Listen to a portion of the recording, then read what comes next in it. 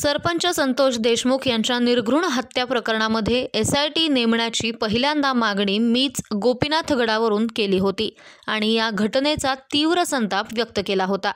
सध्या मुख्यमंत्री आणि गृहमंत्री सुद्धा देवेंद्र फडणवीस आहेत आणि ते लेकराला नक्की न्याय देतील आणि त्यांच्या घरच्यांना सुद्धा न्याय देतील, अशी प्रतिक्रिया पर्यावरण मंत्री पंकजा मुंडे यांनी आज दिली। आता मी महालक्ष्मीच्या पवित्र दारात आहे आणि कुठेही असेल तरी सतत आपल्यामध्ये वास करतो ईश्वर। जर आपण खोटं नाही बोलू शकत आणि बोलणारही नाही कधी, मी त्याच्यावर सगळ्यात पहिले मागणी या राज्यामध्ये कोणी केली असेल की SIT लावा, तर ती मी मागणी केली गोपीनाथ गडावर मुंडे साहेबांच्या जयंतीच्या दिवशी।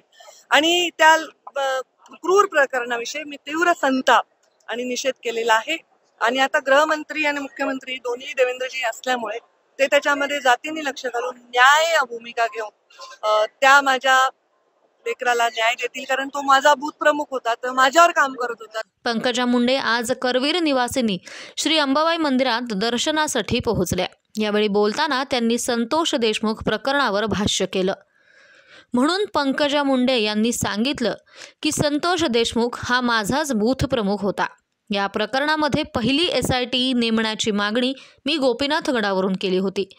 फडणवीस न्याय नक्की देतील, असंही त्या म्हणाल्या। क्रूर प्रकरणाविषयी मी तीव्र संताप आणि निषेध केलेला आहे।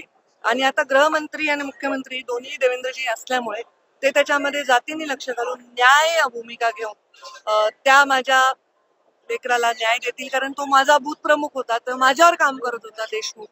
तो माझ्या बरोबर एक चांगला सरपंच म्हणून त्यांनी काम केलेलं आहे आणि त्याच्या घरच्यांना न्याय देतील असं मला विश्वास आहे। दरम्यान यावेळी बोलताना त्यांनी पंचगंगा नदी प्रदूषण मुक्तीसाठी पंतप्रधान नरेंद्र मोदी आणि भूपेंद्र यादव यांची भेट घेणार असल्याचंही सांगितलंय। मानव जातीसाठी पर्यावरण वाचवावं लागेल, असंही त्या यावेळी म्हणाल्या।